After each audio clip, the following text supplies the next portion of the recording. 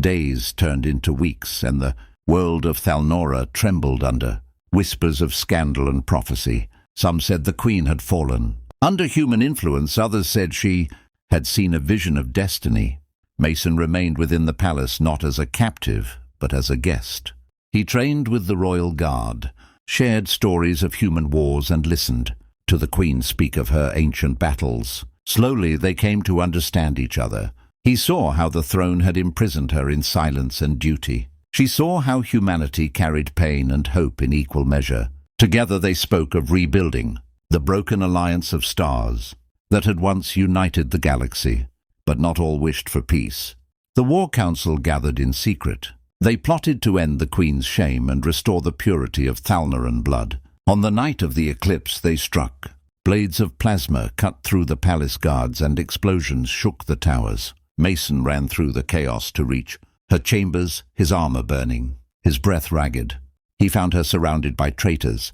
Without hesitation, he fought with bare hands against weapons meant to destroy worlds. When he fell bleeding, she cried out, not as a ruler, but as a woman who had found what she had lost long ago. Her power erupted in light that shattered the hall and burned the traitors to ash.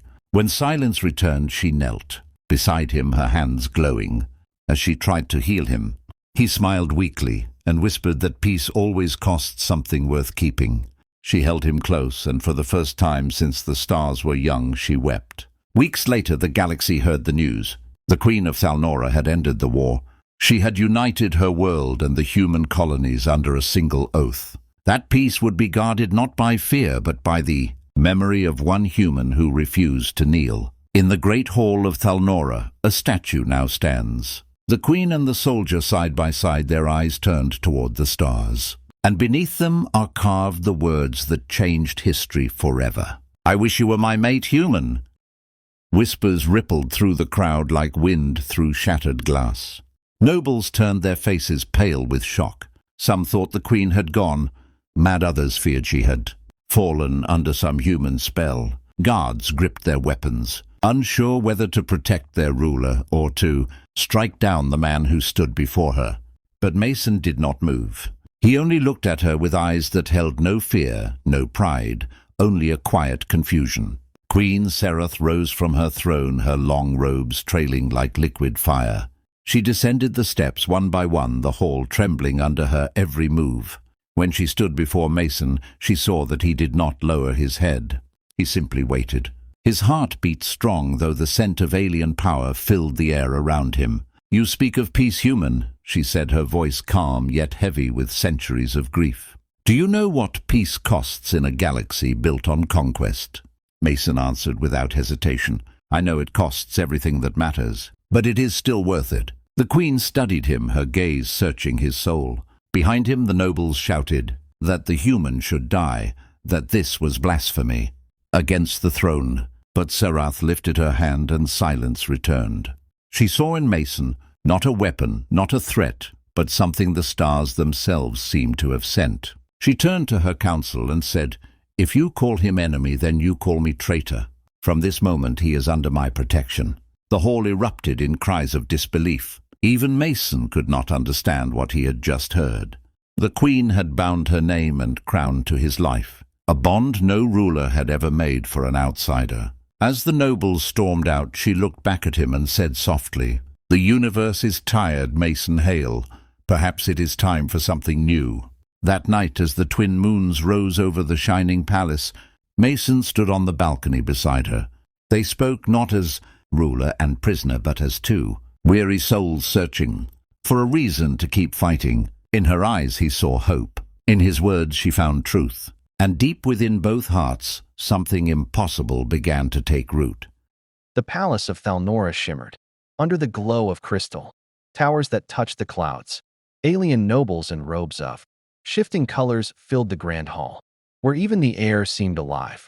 The scent of molten silver mixed with the hum of power that ran through the walls. Upon the throne of living stone sat Queen Serath, ruler of Thalnora and conqueror of 100 worlds. Her golden eyes burned like fading stars, and every gesture she made carried the calm weight of a ruler who had seen centuries of war. Before her stood a single human dressed in torn battle armor his face, marked by scars and exhaustion. His name was Mason Hale, a soldier who had survived battles that should have ended him. Though a prisoner, he stood tall, his gaze steady, refusing to bow.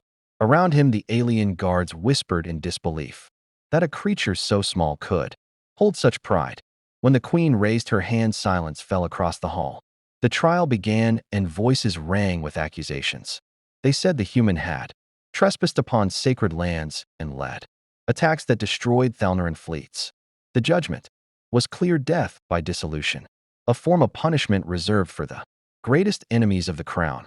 But Queen Sereth did not speak the words of execution. She watched Mason and saw not weakness, but fire. She saw in him the same defiance that had once burned in her before the crown had chained her spirit. Mason spoke, then his voice low but filled with truth. He said he had not come to destroy her world, but to end the war that had already consumed both their people. He said he was tired of seeing mothers bury children and soldiers die for rulers who forgot their faces. The nobles laughed, but the queen did not. His words struck her heart like a forgotten melody. For the first time, she saw the reflection of her own pain in another being. The weight of command, the endless battles, the hollow victories. As silence fell across the hall, she rose slowly, her gaze locked on his. And then the words escaped her lips before she could stop them. "I wish you were my mate, human." The palace froze. No sound, no movement. The Queen of Thalnora, who had never spoken of love, had just spoken it to her enemy.